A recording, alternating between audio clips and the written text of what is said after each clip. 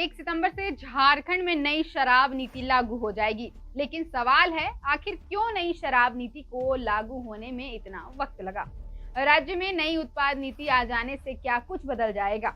इससे पहले उत्पाद नीति में क्या था? नई नीति को लाने के लिए हेमंत कैबिनेट में कब प्रस्ताव लाया गया था? इस वीडियो में विस्तार से सब कुछ जानेंगे।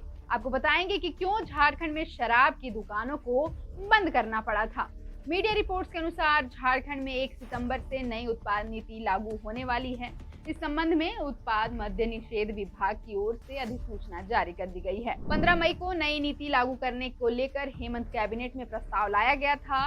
उस वक्त कहा जा रहा था कि 1 जून से इसे राज्य में लागू कर दिया जाएगा, लेकिन शराब दुकानों का हैंडओवर टेक ओवर प्रक्रिया समय पर नहीं होने के चलते इसे लागू नहीं किया जा सका। लिहाजा इसे लागू होने में इतना वक्त लग गया। गौरतलब है कि झारखंड में बीते कुछ दिन पहले सभी खुदरा शराब की दुकानों को बंद कर दिया गया था, क्योंकि 30 जून की रात से सारी प्लेसमेंट एजेंसियों के जरिए शराब दुकानों के संचालन की प्रक्रिया समाप्त हो गई थी। उस वक्त कहा गया था कि नई शराब नीति के तहत टेंडर होने तक शराब दुकानों का संचालन JSBCL के द्वारा किया जाएगा। लिहाजा हैंडओवर टेक ओवर की प्रक्रिया शुरू होने तक सभी खुदरा उत्पाद की 1453 दुकानों को बंद करना पड़ गया था। हालांकि 10 जुलाई को 1253 शराब दुकानों में 285 दुकानों को JSBCL की देखरेख में शराब की बिक्री शुरू कर दी गई।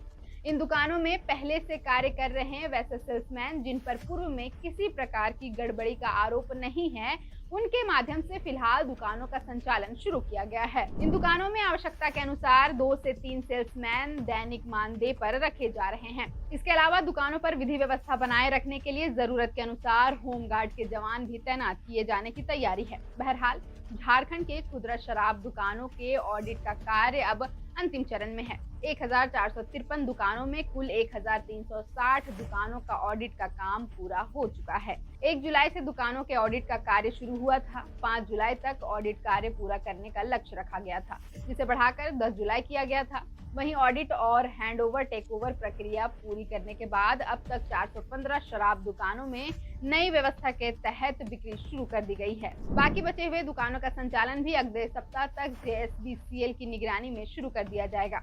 वहीं झारखंड शराब व्यापारी संघ के महासचिव सुबोध कुमार जायसवाल का कहना है कि आज से 45 दिनों के भीतर लॉटरी के जरिए निजी हाथों में शराब दुकानों के आवंटन की प्रक्रिया पूरी कर ली जाएगी। इससे पहले दुकानों के रेवेन्यू और टारगेट की लिस्ट तैयार होगी, उसी आधार पर ऑनलाइन लॉटरी होगी।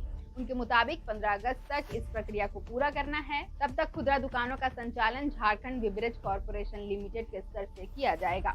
इस दौरान मैन पावर की कमी की वजह से आधी से ज्यादा दुकानों के बंद रहने की संभावना है। फिलहाल प्लेसमेंट एजेंसियों से जुड़े स्टॉक के जरिए JSBCL की देखरेख में दुकानें संचालित होंगी। गौरतलब है कि झारखंड में फिलहाल 1453 शराब की खुदरा दुकानें संचालित हो रही हैं।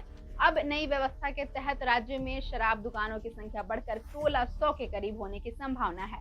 इससे झारखंड सरकार के राजस्व में इजाफा होगा। साथ ही प्राइवेट दुकानों का संचालन होने पर बाजार में एक प्रतिस्पर्धा विकसित होगी। इसका फायदा कस्टमर को मिलेगा। दुकानों में हर तरह के कलेक्शन रखने होंगे। अब तक प्लेसमेंट एजेंसियों की मोनोपोली थी। गौरतलब है कि शराब की दुकानों के स्टाफ कस्टमर से प्रिंट से ज्यादा पैसे वसूलते थे, लेकिन नई शराब नीति लागू होने के साथ ही 1 सितंबर से इस तरह की धांधली और मनमानी पर पूरी तरह लगाम लग जाएगा। फिलहाल के लिए इस वीडियो में इतना ही। मेरा नाम है अवंतिका और आप देख रहे थे द फोर्थ पिलर।